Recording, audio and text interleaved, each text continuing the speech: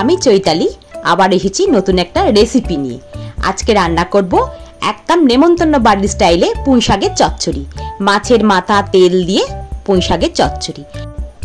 অনেকেই হয়তো পুঁই শাক খেলে অ্যাসিডিটি হবে এই ভয়ে খান না, কিন্তু পুঁই শাক কাটার সময় যদি এই নিয়মটা ফলো করেন তাহলে একদমই অ্যাসিডিটি হবে না। এই যে পাতার সঙ্গে কাণ্ডটা রয়েছে, এই সরু সরু কাণ্ডগুলো একদম নেবেন না। মেন কাণ্ডটা মানে মোটা যে ডাঁটাটা সেটা নেবেন।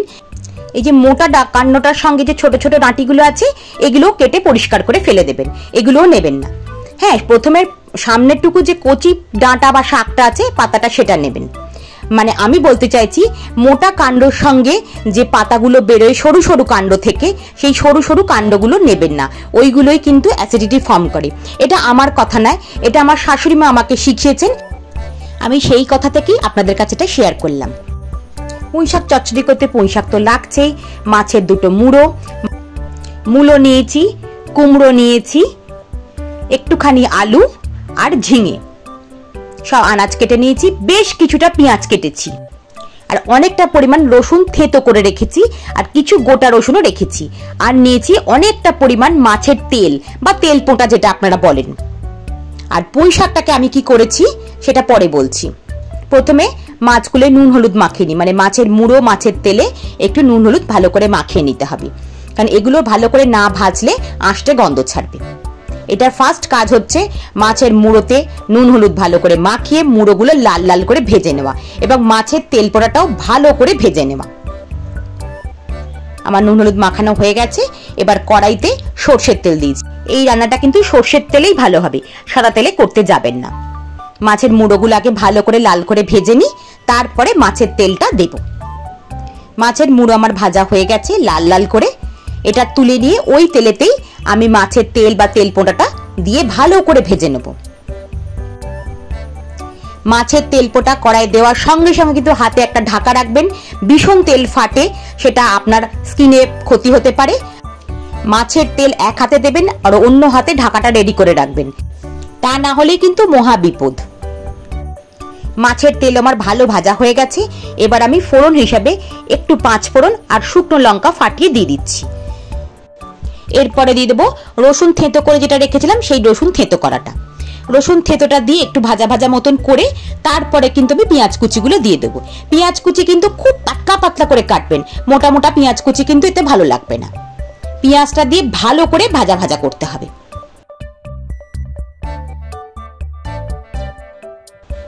পেঁয়াজ ভালো করে ভাজা হয়ে গেলে এবার এক এক করে সবজি দিয়ে দেবো। আমি প্রথমে কুমড়ো দিলাম, তারপরে মূলো দিয়ে দিচ্ছি। কুমড়ো আর মূলোটা একটু ভাজা ভাজা হওয়ার পর তারপরে আলু আর ওই ঝিঙেটা দেব। ঝিঙে সবসময় এখানে বড় বড় কাটবেন, নাহলে ঝিঙে পুরো গলে যাবে, কারণ ঝিঙেতে তো প্রচুর পরিমাণে জল আছে আর নরম জিনিস, ওটা তাড়াতাড়ি সেদ্ধ হয়ে যায়। এই সবজিগুলো দিয়ে ভালো করে ভাজা ভাজা করে নিতে হবে।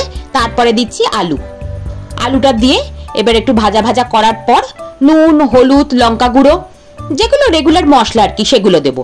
হ্যাঁ, আমি অন্য সময় রান্না করার সময় কাঁচা লঙ্কা ইউজ করি, কিন্তু এটাই কাঁচা লঙ্কা বাটা ভালো লাগবে না, তাই জন্য এটাই আমি একটু গুঁড়ো লঙ্কা ইউজ করছি। আপনারা আপনাদের হিসাব অনুযায়ী লঙ্কা গুঁড়ো ইউজ করবেন। আমি চিনিটাও কিন্তু 2 চামচ দিয়েছি, আপনারা যদি কম মিষ্টি খান 1 চামচ চিনি দিতেই পারেন, কারণ কুমড়োর একটু মিষ্টতা আছে, পেঁয়াজেরও একটু মিষ্টতা আছে।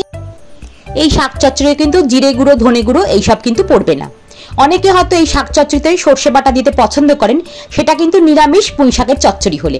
মাছের মাথা দিয়ে রান্না করলে কিন্তু সর্ষে বাটা দিলে টেস্ট ভালো হবে না। সবজি আমার মোটামুটি ভাজা হয়ে গেছে, এবার শাকগুলো আমি দিয়ে দিচ্ছি। পুঁই শাক দিলে একটু জল বেরোবে, সেই জন্য নাড়াচাড়া করে রান্না করতে হবে। কিন্তু পুঁই শাকটা বেশ নাড়াচাড়া করার পর আমি যে গোটা রসুনগুলো ছাড়িয়ে রেখেছিলাম সেই গোটা রসুনগুলো এই শাকের ঠিক মাথার উপরে দিয়ে দেবো। এই গোটা রসুন যে কোনো পেঁয়াজ রসুনের তরকারিতে দিলে কি হয়, শরীরের খুব উপকারে লাগে। মানে আমরা যে তেল জাতীয় জিনিসটা রিচ খাচ্ছি, তার জন্য কিন্তু রসুন মহৌষধি বলতে পারেন। রিচ রান্না খাওয়ার সময় এরকম রসুন তরকারিতে দিয়ে খেলে আপনার কিন্তু শরীরের কোনো ক্ষতি হবে না, হজম ভালোভাবে হয়ে যাবে। আমি পুঁই শাকটাকে ধুয়ে কিন্তু একটু ফুটন্ত গরম জল করে একবার শাকটা দিয়ে নিয়েছিলাম, দিয়ে তারপরে সঙ্গে সঙ্গে তুলে ঠান্ডা জলে ধুয়ে নিয়েছি। ফুটন্ত জলে দিয়েছি সেই জন্য তার গুণাগুণ কিন্তু সবটাই ঠিক ছিল, কিন্তু ওই পোকা মাকড় গাছের যে পাতায় যে ফাঙ্গাস হয় সেইগুলো গরম জলে নষ্ট হয়ে যায়। আরও একটা কথা বলে রাখা ভালো, শাক চচ্চড়ি রান্না করার সময় কিন্তু বেশি ঢাকা দিয়ে রান্না করবেন না, তাহলে শাকের রংটা নষ্ট হয়ে যাবে। আমার শাক চচ্চড়ি হয়ে গেছে মোটামুটি। আমি মুড়োগুলো দেওয়ার পর কিন্তু মুড়োগুলো একটু ভেঙে ভেঙে দিয়েছি, তাহলে মুড়োর যে ঘিটা আছে সেটাও শাক চচ্চড়ির মধ্যে মিশে যাবে, তাতে আরও টেস্ট বেড়ে যাবে। শাক চচ্চড়ি রান্না করার সময় যখন জলটা মরে আসবে এবং পাশ থেকে তেল ছেড়ে আসবে, তখনই বুঝতে হবে শাক চচ্চড়ি একদম তৈরি হয়ে গেছে। তাহলে আমার নেমন্তন্ন বাড়ির স্টাইলে পুঁই শাকের চচ্চড়ি একদম রেডি। আজকের ভিডিওটা আমি এখানেই শেষ করলাম। ভিডিওটা যদি ভালো লেগে থাকে একটা লাইক করে দেবেন, আর আপনি যদি আমার চ্যানেলে নতুন হন একটা সাবস্ক্রাইব করে দেবেন। আপনাদের অনেক অনেক ধন্যবাদ।